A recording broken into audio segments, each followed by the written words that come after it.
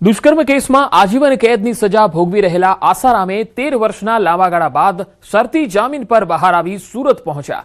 આસારામે જહાંગીરપુરા વિસ્તારમાં આવેલા પોતાના આશ્રમમાં પગ મૂકતા જ અનુયાયીઓમાં ભારે ઉત્સાહ જોવા મળ્યો અને તેમના દર્શન માટે ભક્તોની લાંબી કતારો લાગી ગઈ।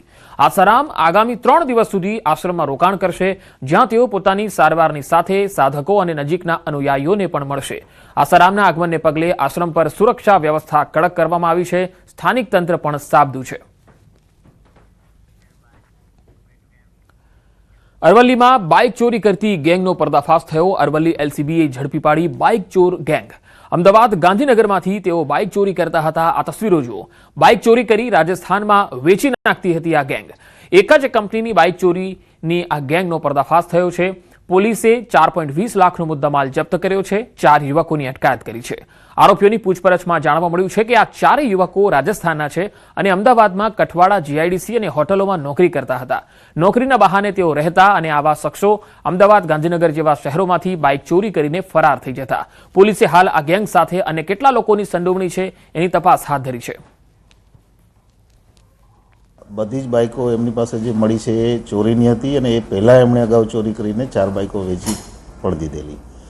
આ બધા જ બાઇકો 8 બાઇકોના ગુના અમદાવાદના અલગ અલગ પોલીસ સ્ટેશન, વસ્ત્રાપુર, રાણી વગેરે પોલીસ સ્ટેશનોમાં ગુના પણ દાખલ થયેલા છે અને આ રીતે અમદાવાદથી બાઇક ચોરી કરી અને રાજસ્થાનમાં વેચતી એક ગેંગ એલસીબી અરવલ્લીની ટીમે પકડી પાડી છે।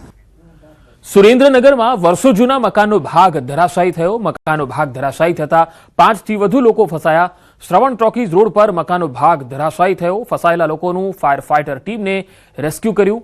મકાનમાં રહેલી ચીજ વસ્તુઓ ફાયર ફાઇટર ટીમ દ્વારા પરિવારને સોંપવામાં આવી।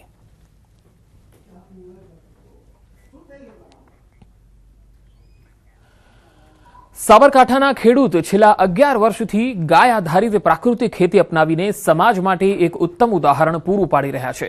રાસાયણિક ખાતર અને દવાઓના ઉપયોગ છોડી જીવામૃતના ઉપયોગથી તેઓ ઘઉં, કપાસ અને શાકભાજી જેવા પાકોનું મબલક ઉત્પાદન મેળવી રહ્યા છે, જેનાથી લોકોના આરોગ્યમાં પણ સુધારો થયો છે। ખેડૂતનું કહેવું છે કે આ ખેતીમાં સામાન્ય ખેતીની સરખામણીએ માત્ર 10% જ ખર્ચ થતો હોવાથી અને ઉત્પાદનના ઊંચા ભાવ મળતા હોવાથી મોટો આર્થિક ફાયદો થાય છે। આજે પ્રાકૃતિક ખેતી કરતા ખેડૂત વિનોદભાઈની વાડીના શુદ્ધ શાકભાજી આસપાસના વિસ્તારોમાં પણ લોકપ્રિય બન્યા છે।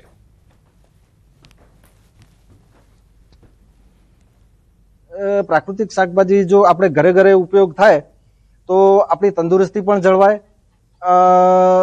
જે આપણે અત્યારે જોઈએ છે કે કેન્સર જેવા મહાભયંકર રોગો, બીપી છે, ડાયાબિટીસ છે, હમણાં ભૂતકાળમાં કોરોના પણ ગયું, તો આના આપણે આ ખેતી દ્વારા પ્રાકૃતિક ખેતી દ્વારા તૈયાર થયેલી શાકભાજી ખાઈએ તો એનાથી આપણા શરીરને ખૂબ જ તંદુરસ્ત આવશે। ખેતી કરતા હોય ત્યારે જોવા પણ આવીએ છીએ અને જોયા પરથી એમ લાગે છે કે ખરેખર શાકભાજીની ખેતી કરવી જ જોઈએ। ટામેટા છે, દૂધી છે, ગવાર વગેરે વસ્તુનું ઉત્પાદન પણ સારું મળે છે અને પ્રાકૃતિક ખેતીનું જે આ ઓર્ગેનિક ખેતીની બજારમાં પણ ભાવ સારો મળે છે।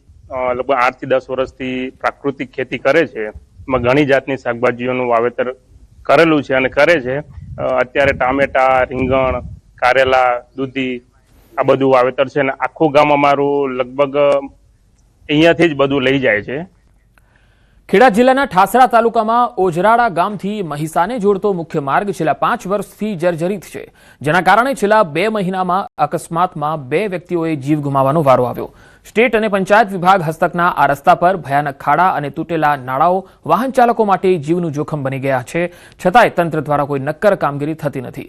સ્થાનિકોએ વારંવારની રજૂઆત કરી છતાંય તંત્ર દ્વારા કોઈ કામગીરી કરાતી નથી, જેના કારણે ગ્રામજનોએ ચીમકી ઉચ્ચારી છે કે જો વહેલી તકે રોડનું કામ શરૂ નહીં થાય તો તેઓ ઉગ્ર આંદોલન અને ભૂખ હડતાળ પર ઉતરશે। તો બીજી તરફ આ બાબતે સ્ટેટ વિભાગના સેક્શન ઓફિસરે જણાવતા કહ્યું છે કે આની દરખાસ્ત સરકારમાં મોકલી દેવામાં આવી છે।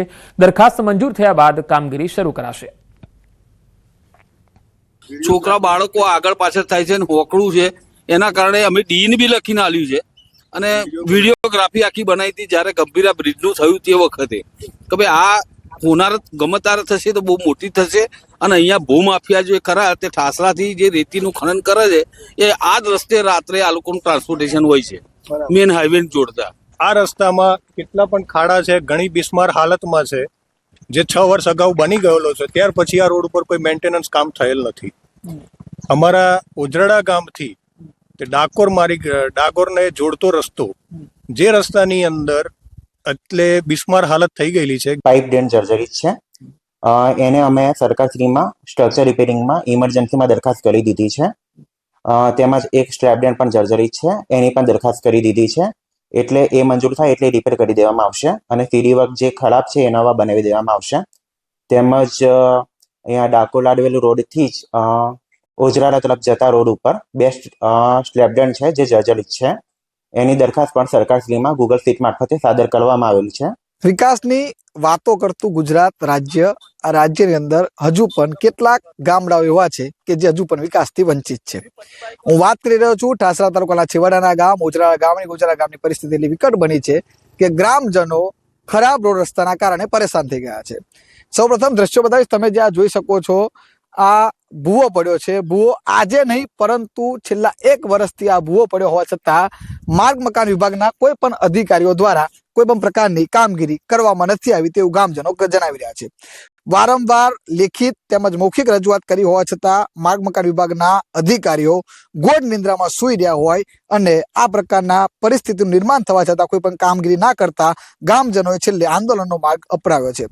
આ જે માર્ગ છે મહીસા ગામથી ઠાસરા તાલુકાના મુખ્ય મથકને જોડતો માર્ગ છે. આ માર્ગ ઉપર છેલ્લા 1 વર્ષથી ભૂવો પડ્યો છે. તેમજ આ રોડના તમને દ્રશ્યો બતાવીશ. જે તમે રોડ જોઈ રહ્યા છો એ રોડ નહીં પરંતુ પટ્ટા પડી ગયા હોવાના કારણે જ્યાં રોડ ઉપર સાપ સીડી હોય તે રીતે બાઇકો રહેલાય છે અને લોકો અહીં આગળ વારંવાર પટકાય છે અને તેઓને અકસ્માતનો ભોગ બને છે.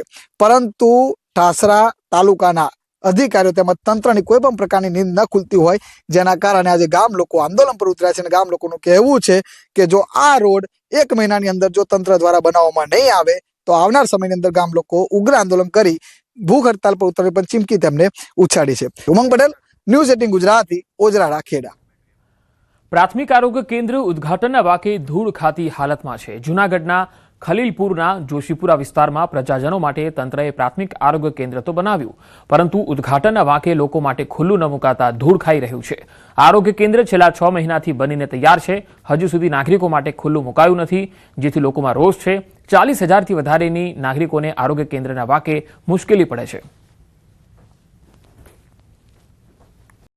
હોસ્પિટલમાં જે નવી હોસ્પિટલ બની છે એ બહુ સારું કામ છે, પણ ચાલુ થઈ નથી. હજી 4-6 મહિના ત્યાં બની ગઈ છે. ત્યારે અમારે અહીંથી દૂર જવું પડે છે અને અમારા હજી અવસ્થા પ્રમાણે માણસો છે અને રિક્ષા બાંધી હાથે જવું પડે છે. તો વહેલી ચાલુ થાય એવી અમારી વિનંતી. તો વહેલી તકે આ હોસ્પિટલ ચાલુ થાય અને આ રાજકારણને મૂકી એક બાજુ અને લોકોની સેવા કરવાનું વિચારે સરકાર, તો આ અમારા વિસ્તારના જોશીપુરા ઝાંઝેડા રોડ વિસ્તારના બધાય દર્દીઓને ધક્કા ખાવા માટે અને અહીંયા નજીક આ બધી અદ્યતન સુવિધા મળી છે.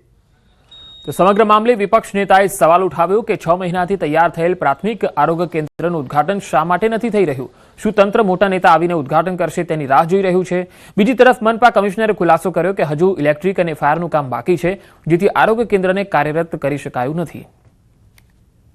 ત્યારે તંત્ર દ્વારા કોઈ મોટા નેતાની રાહ જોવાથી ઉદ્ઘાટન માટે, અને એની હિસાબે આ જે છે આખું જે પીએચસી સેન્ટર આરોગ્ય કેન્દ્ર એ ખોલવામાં નથી આવતું. મહાનગરપાલિકા અન્ય જગ્યાએ જે પીએચસી સેન્ટર નાનું છે એના ભાડા ચૂકવી અને ત્યાં અત્યારે ભાડું ચૂકવીને ત્યાં સાંકળમાં જે અત્યારે દર્દીઓને તકલીફો પડે છે એ તાત્કાલિક એનું જો આ પીએચસી સેન્ટર ચાલુ થાય તો નિવારણ થાય એમ છે. એની કામગીરી પૂર્ણ થઈ ગઈ છે. એમાં થોડુંક નાનું મોટું લાઇટિંગનું કામ બાકી છે અને ફાયરનું થોડું ઘણું કામ બાકી છે. એટલે આમ સિવિલ કન્સ્ટ્રક્શન પૂરું થઈ ગયું છે, એટલે થોડા સમયમાં આપણે એને શરૂ કરવાનું આયોજન છે. પતંગના માંજા મામલે હાઈકોર્ટનું કડક વલણ. 10% કરતાં વધુ કાચ પાવડર વપરાયેલી દોરી ઘાતક જાહેર કરી. દોરા પર કોટિંગ માટે કાચનો પાવડર 10%થી વધુ ન હોઈ શકે. ચાઇનીઝ, નાયલોન અને પ્રતિબંધિત માજા પર કાર્યવાહી કડક કરવાની જરૂર છે. નિયમ વિરુદ્ધ દોરી વેચનાર સામે પોલીસ કાર્યવાહી શક્ય છે. હાઈકોર્ટના આદેશ બાદ રાજ્ય સરકારના નવા પરિપત્રો અમલમાં છે અને આ મામલે આગામી સુનાવણી 9 જાન્યુઆરીએ થનારી છે.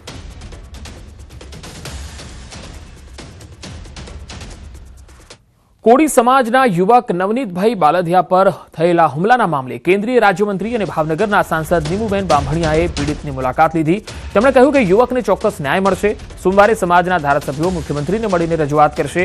29 ડિસેમ્બરે હુમલાનો બનાવ બનેલો, જેમાં ઘાયલ નવનીતભાઈ મહુવા હનુમંત હોસ્પિટલમાં સારવાર હેઠળ છે. આ બનાવથી કોળી સમાજમાં પણ રોષ છે. આ મામલે બગદાણા પોલીસે 8 શખ્સોની ધરપકડ કરી, પરંતુ જેમના પર આરોપ લાગી રહ્યો છે તેના ઓન રેકોર્ડ રોલ સામે આવ્યો નથી. સમાજ, સમગ્ર સમાજ એમની સાથે છે અને જે પણ આરોપીઓ હશે એ આરોપી પોલીસ તંત્ર કડકમાં કડક કાર્યવાહી, કાનૂની કાર્યવાહી કરી રહી છે. અને અમારા તમામ ધારાસભ્યો એ ગાંધીનગર જઈ અને એમને આ જે માહિતીની ઘટના ઘટી છે એની માહિતી આપશે અને પોલીસ દ્વારા કડકમાં કડક કાર્યવાહી કરવા માટે એ મુખ્યમંત્રીને અને એમને મળવાના છે.